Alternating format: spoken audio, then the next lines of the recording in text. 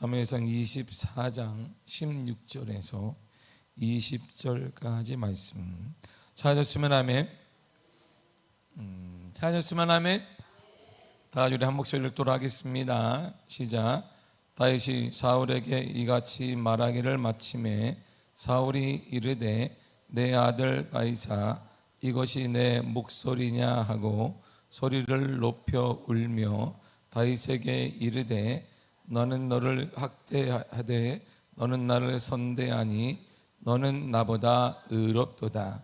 내가 나 선대한 것을 오늘 나타냈나니 여호와께서 나를 내 손에 넘기셨으나 내가 나를 죽이지 아니하였도다. 사람이 그의 원수를 만나면 그를 평안히 가게 하겠느냐. 내가 오늘 내가 행한 일로 말미암아 여호와께서 내게 선으로 갚으시기를 원하노라. 보라 나는 내가 반드시 왕이 될 것을 알고 이스라엘 나라가 내 손에 견고히 설 것을 아노니. 아멘. 기도하겠습니다. 하나님 감사드립니다. 이 아침에도 우리에게 단잠 허락하시고 주의 전에 나와 하루를 시작할 수 있는 은혜 주시니 감사드립니다. 일평생 살아가는 동안 주님과 함께 살아가게 하시며 삶을 마감한 후에도 주님과 함께 거하는 귀한 삶, 영화로운 삶 우리에게 허락하심을 감사드립니다. 말씀이 곧 하나님이신데 하나님 만나는 시간 우리에게 허락하심을 감사하며 예수님의 이름으로 기도했습니다. 아멘. 겸손과 자신을 낮출 때 나타나는 힘에 대해서 우리가 어제 보았습니다. 누군가 협상을 하거나 그의 마음을 사거나 그의 용서나 이해를 구하고자 한다면 그를 높이고 철저히 자신을 낮추는 것입니다. 대인관계의 원리 중에 아름다운 대인관계를 이뤄가기를 원한다면 나를 철저히 낮추는 것입니다. 내가 높아지는데 잘 되기를 바란다. 이런 대인관계는 절대 없습니다. 사회에서도 나보다 직위도 높고 능력도 탁월한 거 내가 인정하는데 그런데 거기에까지 교만하기까지 한다면 앞에서는 맞습니다. 아이고 그러네 하지만 뒤에 가서는 다 망하기를 바라고 안 되기를 바라고 멈추기를 바라는 것이 사람의 생리 중에 하나입니다. 그러므로 우리가 좋은 대인관계를 원하고 그를 통해서 속의 목적을 정말 이루기를 원한다면 우리가 이제는 철저히 자신을 낮추는 거예요. 겸손해지는 것입니다. 그래서 만왕의 왕이신 하나님의 궁유를 또한 우리가 구하고자 한다면 우리가 할 수 있는 모든 최선을 다해 낮춰야 합니다. 낮아져야 합니다. 철저히 낮아져야 돼요. 특별히 하나님과의 특별한 관계를 원한다면 낮추고 낮아지고 더욱 낮추고 더욱 겸손해지시기를 바랍니다.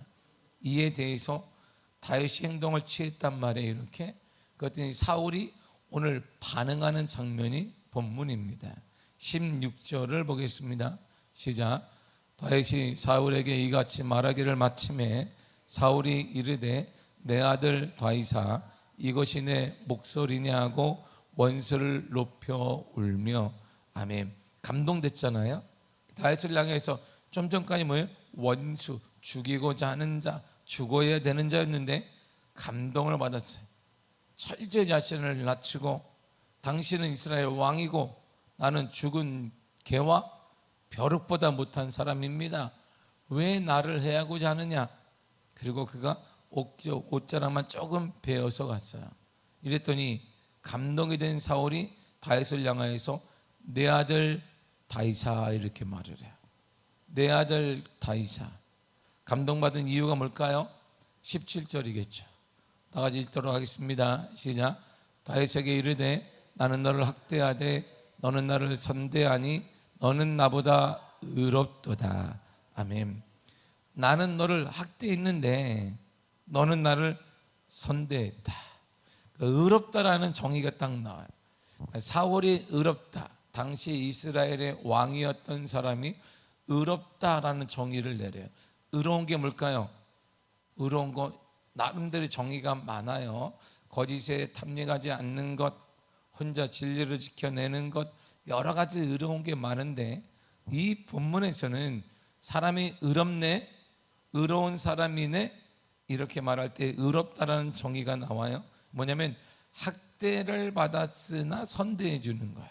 나쁜 짓을 그가 했으나 그를 향하여서 똑같이 더 많이 원수를 갚는 것이 아니라 좋은 쪽으로 해주는 것이에요. 의로운 사람이란 내가 악한 일 나쁜 일을 했던 그 사람에게 그대로 갚아주는 것이 아닙니다. 선으로 갚아주는 것입니다. 바로 이 사람이 의로운 사람이에요. 즉 이렇게 살아가는 거예요. 로마서 12장 21절입니다. 시작. 악에게 지지 말고 선으로 악을 이기라. 아멘. 사도 바울이 정확히 이 내용을 짧은 문구로 정의한 거예요. 악에게 지지 마세요. 지지 말라는 건 뭐냐면 내가 악보다 더 악한 걸로 이기라는 게 아닙니다. 한 사람이 이 정도 악이라면 나는 이 정도 악을 가지고 그냥 꽉 누르라는 게 아니에요. 악에게 지지 말라는 것은 그와 같은 똑같은 방법, 나쁜 방법, 사람이 원치 않는 그 방법을 쓰지 말라 이런 말입니다. 뭘로 이기는데? 악은 선으로 이기는 거야. 그를 나를 학대했으면 더 큰 학대를 가지고 더 큰 힘을 이용해서 그를 망하게 하거나 혼내주는 것이 아니라 선한 방법, 하나님의 방법으로 전혀 세상이 아닌 하나님의 방법으로 악을 이길 수가 있더라는 것이에요. 그 하나님의 방법이 선하게 해주는 거야. 그럼 내가 억울하잖아요. 아니요. 비판을 받지 아니하거든 비판하지 말라 이렇게 얘기했어요.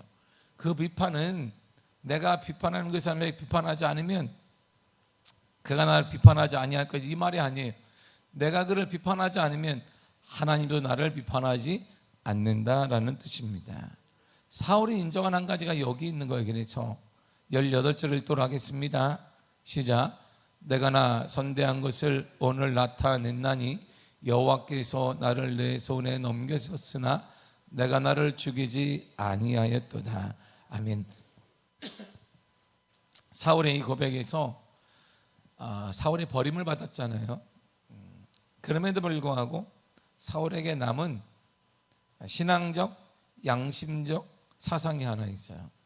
뭐냐면 죽고 사는 것은 우리가 결정하는 게 아니다 이런 말.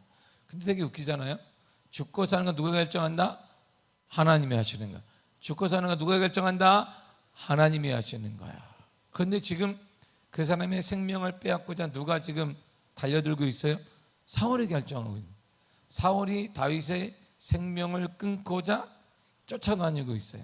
그러면서 지금은 뭐라고 하냐면 사람이 죽고 사는 거 내게 있는 거 아니야. 지금 자기가 죽이려고 하고 있는데 우리가 있는 게 누구에게? 하나님이 결정하신다 그랬어요. 여호와께서 나를 내 손에 내 생명을 하나님이 여호와께서 너에게 넘기셨다 이렇게 말합니다. 생명은 누구에게 갖고 있다? 하나님이 결정하신다는 거예요. 하나님이 나를 위기에 처하기도 하시고 건지기도 하신다는 겁니다. 한 사람, 한 가정, 한 교회, 한 국가의 생사가 누구의 손에 있다? 하나님의 손 안에 있다 이런 말이에요. 누구의 손 안에 있더라? 하나님의 손 안에 있습니다. 그 하나님께서 사울을 다윗에게 넘기셨어요. 그러나 다윗은 자신에게 악행을 저질렀던 사울을 죽이지 않았습니다. 자, 사울이 생각하는 이거예요. 사울의 수준이 우리가 정확히 알 수 있어요. 하나님께서 생사는 하나님이 주장하시는데 원수된 자를 나에게 맡기신 것은 뭐라는 거예요? 사울은 죽이라는 거예요. 그냥 확 죽여야 되는데, 그런데 하나님이 생사화복을 주장하시는 그 하나님이 내 생명을 누구에게 맡겼다? 다윗에게 맡겼어요. 그럼 다윗이 할 일은 어떻게 해요? 그 생명을 죽여야 된다는 거예요. 여기까지가 사울의 믿음의 분량이에요. 딱. 그런데 이 분량을 다윗이 깨버린 거예요. 맡기셨는데 그가 죽이지 않았다는 거야. 왜일까요? 위기의 순간, 어려운 순간이 바로 하나님께서 나를 달아보실 때. 신앙은 평상시엔 드러나지 않아요. 우리의 참신앙은 위기가 닥쳐보면 정확히 알 수 있습니다. 여러분들의 신앙은 위기가 딱 닥쳐보면 신앙의 무게를 알 수 있어요. 참다운 진실한 신앙은 위기의 순간에 문제를 딱 겪어보면 그가 진실한 신앙이 있는지 참된 신앙이 있는지를 정확히 알 수 있습니다. 욥을 보면 알 수 있어요. 욥이 이렇게 말했습니다. 욥기서 이렇게 적혀 있어요. 31장 6절입니다. 시작. 하나님께서 나를 공평한 저울에 달아보시고 그가 나의 온전함을 아시기를 바라노라. 아멘. 하나님께서 나를 어디다 저울에 달아본다는 게 이렇게 저울에 달아보는. 우리가 뭐 사면 시장 가면 뭐예요? 저울에 딱 달잖아요. 그래서 좀 더 줘라, 못 준다, 초과했어요, 좀 더 넣어요, 막 이렇게 하듯이 저울에 딱 내 신앙을 하나님이 공평한 저울에 바라보시는 거예요. 이 사람이 어느 정도의 신앙인지 달아보시는 거야.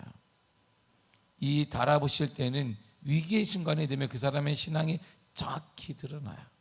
평상시에는 모두가 다 동일한 신앙에 모두가 다 믿음의 사람이고 모두가 다 하나님의 일꾼들이지만 위기가 딱 닥치거나 어려움에 딱 닥치면 어떤 위기를 딱 경험하게 되면 그가 참된 신앙인, 바른 신앙인, 어떤 신앙인이 정확하게 드러난다는 거예요. 무게를 알 수 있어요. 어느 사람은 그때 무게를 달아볼 때 묵직한 사람이 있고 어느 사람은 묵직한 줄 알았는데 문제를 딱 겪어보니까 그가 깃털보다 가벼운 사람이 있더라, 이런 말. 말로 표현하는 게 아니라 보인단 말이에요. 그래서 영은 통하는 거야. 이렇게 영은 통하는데 그러면 영이 통하니까 아이고 권사님 신앙이 어머 소문낼까요? 소문내 그러면 어떻게 되겠어요? 소문내면 그게 못 다니지. 그래서 우리는 여기 다 계시지만 소문을 내지 않아요. 소문을 내지 않고 그냥 이렇게 딱 보면 가만히 있잖아요. 우리. 그래서 우리가 평화를 유지하는 할렐루야. 한 차를 타도 평화가 유지되고 그 이유가 뭐냐면 말하지 않기 때문에. 말하지 않고 간혹 뭐 말하는 것 같기는 해요. 내가 보니까 잘 모르겠습니다. 받은 상처대로 더 큰 상처로 상대방에게 갚든지 아니면 상처와 아픔을 은혜로 갚아주든지 하나님께서는 내가 행동하는 그거 위기의 순간에 그거 달아보시는 거예요. 지금 다윗에게는 최고의 위기예요. 왜냐하면 계속 쫓아다녀. 칼 들고 쫓아와. 혼자 오는 것도 아니에요. 정예부대가 쫓아와요. 특수부대가 쫓아와요. 사울은 왕권과 물권과 모든 걸 가지고 있는데 계속 쫓아다니고 이스라엘이 그렇게 쫓아다닐 만한 땅이 아니에요. 보세요. 이스라엘은 경상남보다 많은 땅이에요. 거의 대부분이 사막지대입니다. 실질적으로 살 수 있는 공간이 많지가 않아요. 다윗이 숨었다는 뭐 이런 데 가보면 이야 정말 거기 여기 어떻게 숨었지? 그 정도란 말입니다. 이스라엘 땅 자체가. 그러니까 우리가 말하는 한국처럼 무슨 숲에 숨고 산에 숨고 산에 나무가 없어요. 당연히 없죠. 중동지방에. 근데 거기에 어떻게 숨었지? 조그만 땅덩어리에 숨을 데도 없는 공간에 계속 쫓아오니까 얼마나 힘들었겠어요. 그러니까 다윗이 미친 짓을 해야 되고 옆에 있는 나라가 침도 흘리고 끄적끄적 그냥 대문에다가 의미 없는 걸 찢어 들여보고 미친 사람이 그럴 수밖에 없는 현실은 뭐냐면 땅덩어리가 너무나 작아요. 우선 숨을 수 있는 산이 없어요. 산이 있다면 우리나라 산이 아니에요. 나무가 물창한 산이 아니기 때문에 나무 그냥 없어. 나무 자체가. 물론 호렙산이나 가면 모세가 기도했던 그 산이나 가야 나무가 좀 있지만 저 꼭대기까지 올라가야 되니까 대부분 없단 말이에요. 근데 그걸 계속 쫓아다니는 거예요. 위기의 순간 아니겠어요? 그때 다윗의 행동을 보면 그의 신앙의 무게를 알 수 있는 거야. 평상시간에 가장 위기의 순간에 다윗은 원수를 기름 부은 자를 어떻게 했냐면 그가 멈춰버렸단 말이에요. 딱 멈췄어요. 그가 행동하지 않았습니다. 왜요? 재판은 누가 한다? 하나님이 하시기 때문에. 우리가 확 죽인 다음에 확 없앤 다음에 해도 되는데 자신의 생명과 이 사람이 죽으면 내가 편해져. 이 사람이 몰락해야 내가 안위를 느껴요. 근데 그가 거기서 멈춰버려요. 왜요? 평가와 판단은 누가 한다? 하나님이 하시기 때문이에요. 위기의 순간이 되면 이처럼 우리의 신앙이 드러나는 거예요. 어려움을 당하게 되면 그러므로 그 어려움 속에 신앙을 하나님이 평가하고 있는 거예요. 초대교회 성도들의 신앙이 왜 귀한지 아십니까? 가장 위기의 순간이에요. 그들은 그때 이들은 주와 복음을 위해 철저히 이름 없이 신앙 정수를 꿈꾸며 살아갔던 거예요. 저 깊은 동굴에서, 저 멀리 사막지대 산에 있는 땅굴을 파고, 또한 산을 파고 구덩이에서 생활했습니다. 그리고 온전히 신앙을 지키며 자손들에게 신앙을 가르쳤어요. 그리고 자신이 죽고 자녀들의 신앙을 이어받다 보니 그 신앙이 우리에게 지금 전수가 된 것입니다. 어려움에 닥치게 되면 신앙이 어떤 모습인지 정확히 알 수가 있어요. 그래서 최고의 신앙의 계시록에 나와 있듯이 가장 값진, 하나님 편에 가장 귀하게 여기는 신앙은 바로 순교하는 신앙이고, 오늘날은 순교하는 마음으로 살아가는 것입니다. 무슨 순교를 하기 위해서 대한민국에서 순교하는 자세로 신앙생활을 이어가는 것입니다. 일반적인 사람들에게 관계는 사울도 알아요. 일반적으로 사람들의 관계 이런 관계예요. 19절입니다. 시작. 사람이 그의 원수를 만나면 그를 평안히 가게 하겠느냐? 내가 오늘 내게 행한 일로 말미암아 여호와께서 내게 선으로 갚으시기를 원하노라. 아멘. 사람이, 일반적인 사람은 원수로 갚는다 이런 말이에요. 원수를 만나면 어떻게 하냐? 평안히 가지 못하게 합니다. 그런데 이 원수를 하나님이 가지라고 주었어요. 이렇게 다윗에게. 자, 네가 처리해라. 근데 그는 손대지 않았습니다. 일반적인 사람은 악은 악으로 갚는 것입니다. 원수는 원수로 갚는 것입니다. 힘은 힘으로 제압하는 것입니다. 오늘날 시대의 사람들이 성공을 왜 꿈꾸고 있습니까? 성공하는 사람들 보니까 그냥 나를 막 경제적으로 권력으로 막 누르게 되니까, 그래, 더 큰 내가 성공을 이루어서 성공하자 그랬는데 성공하기가 쉽지가 않네. 응? 예전엔 그래도 우리가 뭐 개천에서 용난다는데 지금은 개천이 없어요. 오늘날은 개천이 없어. 용처럼 날아갔더니 개천을 싹 공사를 해가지고 없도록 만들어버렸어요. 여기서 용이 없어. 지금은 이처럼 힘든 시대야. 늘상 얘기하지만 오늘날은 조선시대보다 신분 상승이 힘든 시대가 오늘날이라고 교육학자들이 하는 얘기가, 웃으면서 하는 얘기가 그 내용이에요. 예전엔 돈만 있거나 기회가 되면 조선시대에도 신분 상승이 가능했다. 그런데 오늘날은 신분 상승이 좀처럼 되지 않아. 이게 다 막혀버렸습니다. 쉽지 않은 사회가 돼버렸다 이런 말이에요. 이런 관계에서 우리가 할 일은 뭐예요? 더 큰 성공을 꿈꾸는 거예요. 그 성공 때문에 주님도 잃어버리는 것입니다. 성공만 하면 되는 것입니다. 성공 만능주의, 물질 만능주의가 다 이 사회를 꽉 잡고 있습니다. 왜요? 힘은 힘으로 이 원리가 우리 가운데 깔려 있는 거예요. 그래서 하나님의 감동과 하나님의 역사와 하나님의 은혜와 하나님의 충만이라는 단어가 점점 교회 안에 사라지고 있는 것입니다. 그 일반적인 관계를 깬 사람에게는 주신 은혜가 뭐냐면 여호와께서 내게 선으로 갚으시기를 원하노라 그랬어요. 일반적인 관계가 깨면 하나님이 선으로 갚아 주신다 이런 말입니다. 세상은 물질 만능 시대입니다. 세상은 성공이 합니다. 그러나 참다 가장 값진 성공은 신앙으로 승리하는 것입니다. 하나님과 관계를 이어가는 것입니다. 이 어두운 시대 속에서도 하나님의 관계를 꽉 잡는 것입니다. 믿음으로 승리하게 되리라. 믿음의 역사가 가장 강하다는 것입니다. 예수 믿는 게 가장 복되다는 것입니다. 이런 사람에게 하나님이 깨고, 일반적인 관례를 깨고 선으로 갚아주신단 말이야. 이것이 바로 간증 아니겠어요? 이런 간증의 사람이 오늘 우리 가운데는 정말 필요한데 간증할 사람이 없는 거예요. 간증할 사람이 없는 거예요. 오늘날은 돈 벌었다가 간증이 되느냐?